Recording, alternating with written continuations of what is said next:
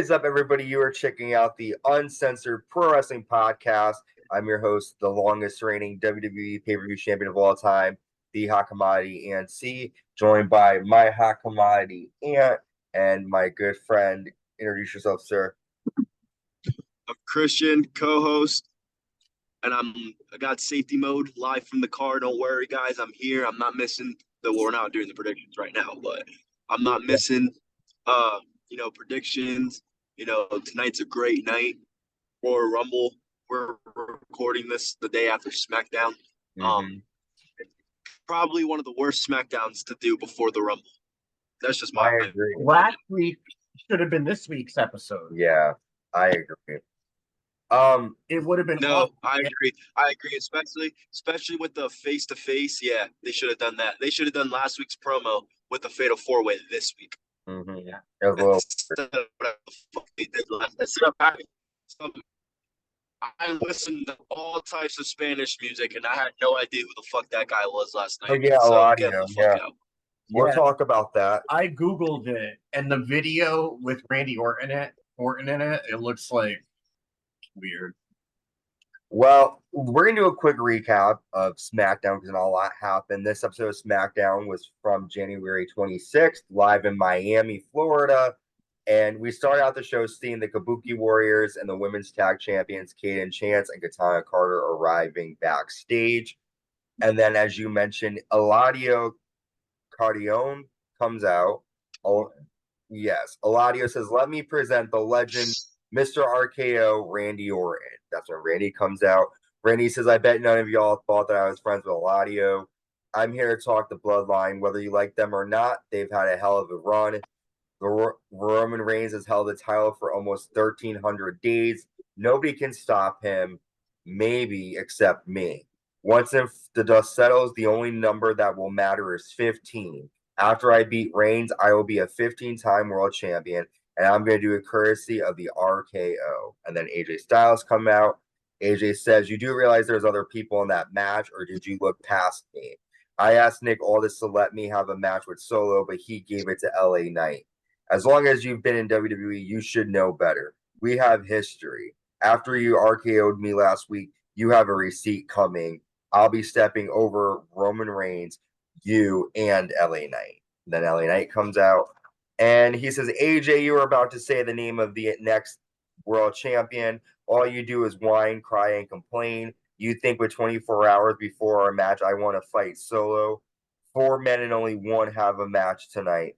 Paul Heyman wants to soften me up because I'm the biggest threat. I'll beat Solo so bad he'll dance like his daddy did." And then AJ Styles nails Randy Orton with a Pele kick out of nowhere. I guess really no point to this promo other than them just, LA Knight basically saying that he's the one to beat because he has a match against Solo tonight. What did you think?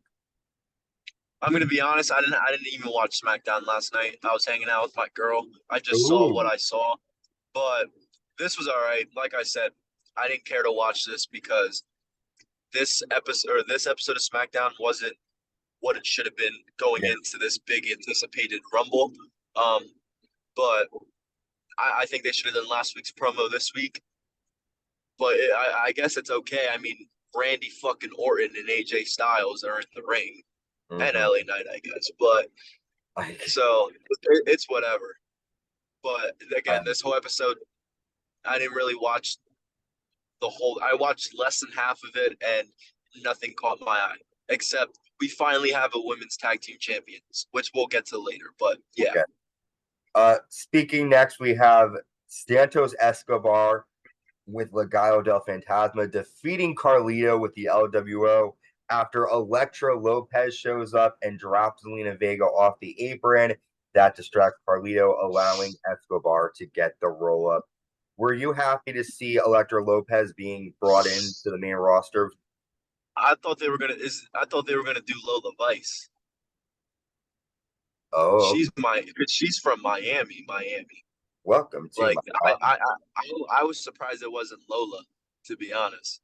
But I mean, it was okay. I don't really care. Zelina, I love her. Boricua sister. She needs to leave the LWO and start doing her own thing. It's washed out, especially since Ray's not even fucking in it anymore because of his injury. It's stale. I hate to say it because I've been a supporter of it because I'm Latino, but it needs if it needs something because right now it's one of those things. It's just in the mid card, no one really gives a fuck about. Santos is great, Carlito's great, but they're dragging this out too long. And hopefully at tonight's Royal Rumble, Ray comes back so they could fucking do something with it. At least that makes okay. Ray's back. They have some finished business. Let's see where it goes. But Yeah, I until think Ray's back, in this storyline, I hate to say it, the Hispanic story isn't fucking suiting with me right now. So yeah, I do like seeing Elektra Lopez because that means we'll get to see more of Zelina Vega. We see AJ Styles running into Jimmy Uso backstage, and Jimmy just basically says, "Help us take out LA Knight tonight, so you don't have to deal with him tomorrow in the Royal Rumble." And AJ just sort of thinks about it. Good thought by Jimmy Uso, but we'll see if that plays out later. The NXT general manager Ava Raine shows up backstage to meet up with Nick Aldis. Bobby Lashley shows up to pull his number for the Royal Rumble. Santos Escobar does the same. We then get a promo from Bayley, and the women's tag titles are up next. The champions Katana Chance and Kayden Carter versus the Kabuki Warriors. And this is a decent tag match. The end comes after Kairi Sane nails an Alabama slam to Chance on an announce table. Asuka kicks Carter, and Kairi nails an insane elbow. And we have new women's tag champions and the Kabuki Warriors. What were your thoughts?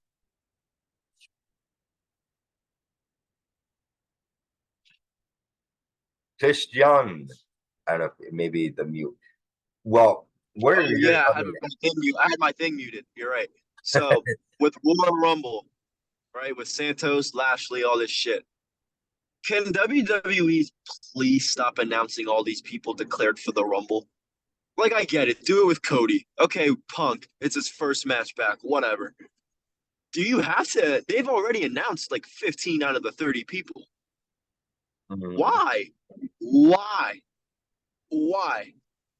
Anyway, to the Kabuki Warriors, finally, I mean, I'm not a fan of women's wrestling. I'm not a fan of those women's tag team titles at all.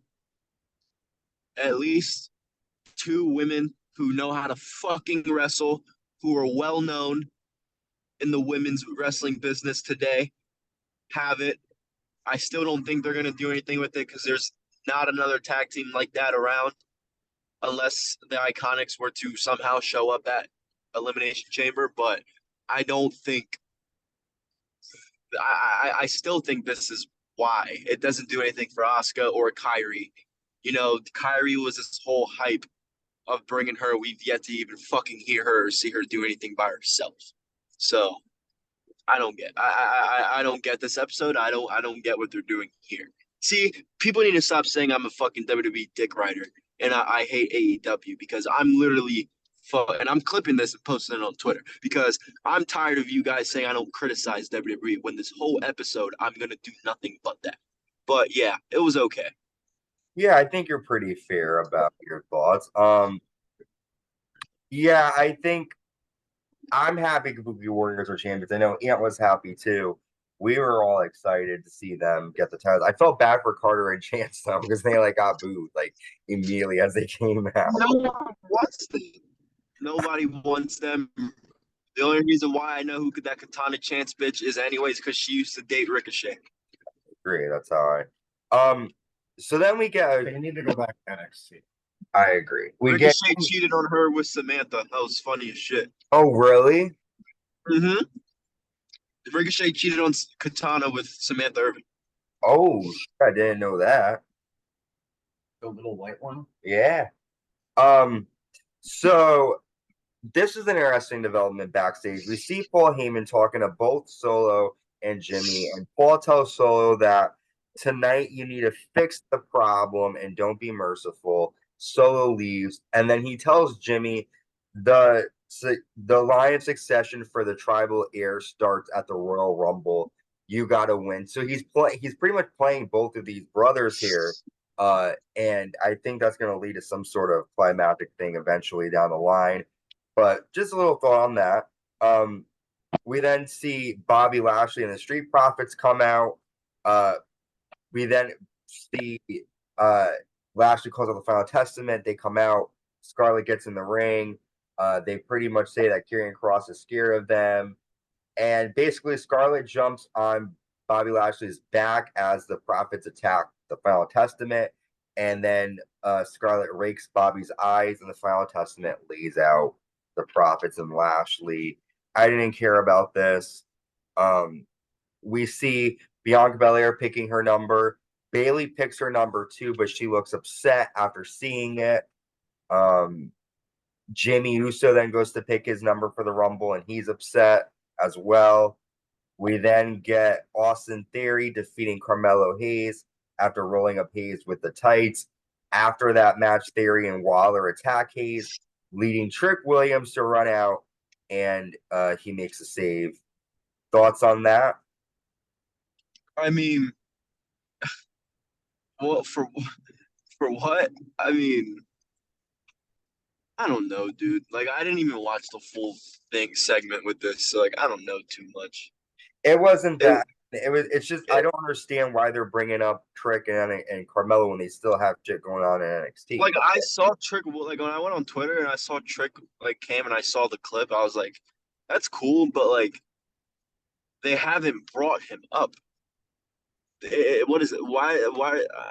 I don't know, dude. They're bringing up guys and girls from NXT before they bring up Braun Steiner. Like, what the fuck, dude? Come on. 100%. This didn't matter, and it just was more. SmackDown's been kind of shit the last couple weeks. I'm not gonna lie. I agree. Like, Raw's been kicking ass, except that fucking 9 o'clock hour. Other than that, Raw's been really kicking ass. Like SmackDown, like I'm sorry, Ant, but like, and this is not just for like us, like the Uncensored. It goes for like every single fucking wrestling podcast. What are you guys really talking about? What are we really talking about when we talk about these shows the last couple weeks? There's nothing besides Roman Reigns and Randy Orton, LA Knight, and AJ. This show has been stale as fuck.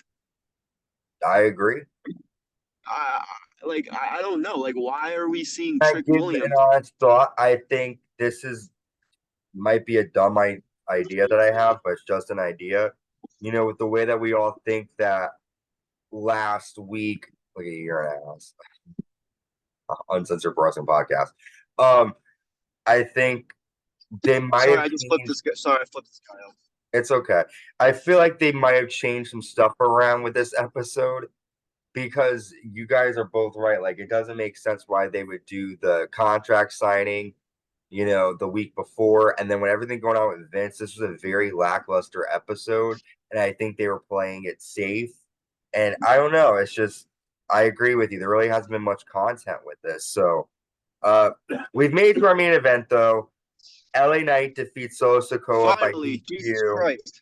after this long shit. AJ hits a phenomenal forearm to LA Knight, and then Jimmy has a chair and he drops it in front of AJ. Solo yells at AJ to hit LA with it, but AJ Styles nails Solo and Jimmy with it. Yep, I can see you good. And then Randy Orton gets involved. He nails a back suplex to Solo on the table, and then he nails a draping DDT to AJ and Jimmy. And then he hits an RKO to Randy Orton to AJ Styles. And then finally, LA Knight lays out Orton with a BFT. So that was it. I mean, just a way to get all these guys to fight before the Rumble.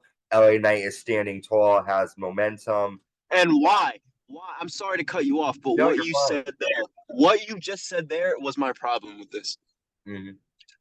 Just a way to get these guys to go at it before the Rumble. Yep. Why? I know. Why are these guys touching each other before this big match? Why? Why? When the fuck have we seen a big like? I don't know. See, that's the problem I have with it. And you have this big match that you're building up. I get it. You can do tag matches like they did, whatever. Like, why the fuck are you having the 3 guys team up? Like when Randy Orton was like, hey, we're teams today, but Sunday or Saturday. Why? Dude, this is Randy fucking Orton, the apex predator, the Viper, the guy who's a villain. And he's coming out right now and going, okay. Like, that's good. But can you please make this guy the legend killer I grew up with, please, on tonight, and make him, like, mean? Stop making him so, with the fans. That's why LA Knight's there. Thank you. I rest my case. Yeah, This was stupid. This was honestly stupid. This was stupid. I don't like when they have fatal 4-ways and triple threats or even singles matches, and they somehow do a tag match or some way to get the guys to go at it before their big match. Because why the fuck do I want to see these guys wrestle again? I've been watching you guys do matches with each other for the last 3-4 weeks. That's my issue. I think if they did it differently, where they did it where they were all attacking the bloodline and they weren't fighting each other, we'd be a little bit more excited to see them actually fight each other. But like you said, because we've seen them fight so much, the idea of them all fighting at the Rumble doesn't I still think AJ should not be in like, how do I explain this, right? AJ Styles, he should not be, you know what, I'll team up with or whatever. No, he should be the one guy that's like, fuck all you guys. I don't want to be near you guys. I don't want anything to do with you guys. I'll see you guys Saturday when it's business. And I'm going to kick your guys' fucking ass. And I'm going to take that title off Roman, which he's not. But you know what I mean. That's what I would like to. That's what I would have liked to saw. I'm not going to get pissed because they did what I didn't like. It wasn't bad because, again, when you have guys at this star caliber, they can make anything look good. But I don't. It's just my personal preference for not to have guys touch each other. Like when it's Randy Orton, Roman Reigns, AJ fucking Styles, and I'm gonna say LA fucking Knight because 2023 he had a crazy year. So I don't like the guy. I think he's overrated. But hey, that he got a great pop last night. So he's still doing something, right? So is it gonna snow where that's all I got for this episode. What? As you're talking, I can see like little bits of like, I don't know if it's snow or like it's like falling. No, it's not snow. Here on Censored Pro Wrestling Podcast, real quick, before this is my view. It's not. No. Oh, okay. All right. You're in the middle of nowhere. Yeah, my job's like right back there.